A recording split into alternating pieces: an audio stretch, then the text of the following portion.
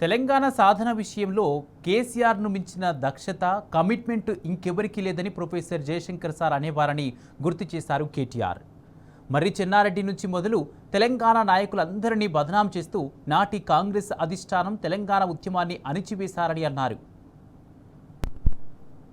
రాజకీయ నాయకులు 1969లో ప్రారంభించినారు తెలంగాణ ఉద్యమాన్ని. కొన్ని అపోహలు ఉంటాయి. చెన్నారెడ్డి గారి పేరు చెప్తూ ఉంటారు. చెన్నారెడ్డి గారు వాడుకొని చివరికి ఆయన మళ్ళీ పోయి కాంగ్రెస్లో చేరినాడని చెప్తూ ఉంటారు. కానీ జయశంకర్ సార్ మాకు చెప్పేది చెన్నారెడ్డి తప్పేం లేదయ్యా. చెన్నారెడ్డి నిజానికి తెలంగాణ ఉద్యమంలో ఆ రోజు ముందు రాలేదు. 68, 69లో ఖమ్మంలో ప్రారంభమైంది విద్యార్థులు ఉద్యోగుల వల్ల. తర్వాత కొంతమంది కవులు పాటలు రాసినారు. రావోయి రావోయి మర్రి చెన్నారెడ్డి ఇకనైనా రావేమి వెర్రి చెన్నారెడ్డి అని చెప్పి ఆయన మీద కవులు పాటలు కూడా రాసినారు. రావయ్య బాబు ఇంకెప్పుడు వస్తావని. అప్పుడు మల్లికార్జున్ గారు ఇంకా ఇతర పెద్దలు అందరూ వచ్చిన తర్వాత చెన్నారెడ్డి గారు వచ్చింది. చెన్నారెడ్డి వచ్చినాక పెద్ద స్టాల్ పట్టు కాబట్టి ఒక ఊపు వచ్చింది. కానీ పాపం చెన్నారెడ్డి తప్పేం లేదు. ఆ రోజు చండశాసనంగా ఉండేది కాంగ్రెస్ ప్రభుత్వం ఢిల్లీలో.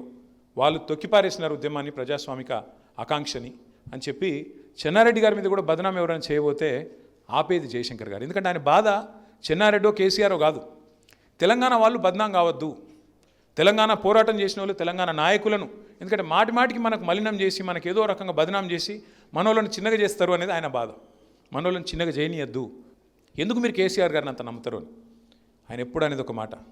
కేసీఆర్కు మించి దక్షత కమిట్మెంటు, కేసీఆర్కు మించి తెలంగాణ సాధించే విషయంలో మొండితనం ఉన్న నాయకుడిని ఒక్కని చూపెట్టండా నేను మీ వెంబడి నడుస్తా అని చెప్పారు. ఆయన మొహమాటం కూడా పడేది కాదు. దేవేంద్ర గౌడ్ గారు పార్టీ పెట్టిండ్రు. చాలామంది వద్దన్నారు జయశంకర్ సార్, మీరు పోవద్దు సార్, మీరు కేసీఆర్ గారితో అసోసియేట్ అయి ఉన్నారు, పోవద్దు అంటే ఆయన ఒక మాట చెప్పిండు. ఎన్ని పార్టీలు వస్తే అంత మంచిదే, ఏం కాదు, తెలంగాణ రాష్ట్రం రావాలి. ఆ రాష్ట్రం వచ్చే క్రమంలో నేను చెప్పేస్తా వాళ్ళకు, స్పర్ధ లేకుండా పనిచేయండి, సమాంతరంగా పనిచేయండి, ఒకరితోనొకరు కలహించుకోకండి. ఎవరు చేసినా అల్టిమేట్గా మీరు అందరూ కోరుతున్న తెలంగాణనే కదా. ఇప్పుడు హైదరాబాద్కి వెళ్ళి బయలుదేరి ఢిల్లీ పోవాలంటే నాగ్పూర్ మీదకి వెళ్ళి పోవచ్చు, బొంబాయి మీదకి వెళ్ళి కూడా పోవచ్చు. ఎటుకెళ్ళిపోయినా మళ్ళీ లక్ష్యం అదే కదా. మీకు తాత్కాలికంగా భావ సారూప్యత లేకపోవచ్చు, కానీ ధ్యేయ సారూప్యత ఉండాలి, లక్ష్య సారూప్యత ఉండాలి. అది ఉన్నంతకాలం ఎవరినైనా సరే మనం ఎంకరేజ్ చేయాలి అని బలంగా వాదించేది ప్రొఫెసర్ జయశంకర్ గారు.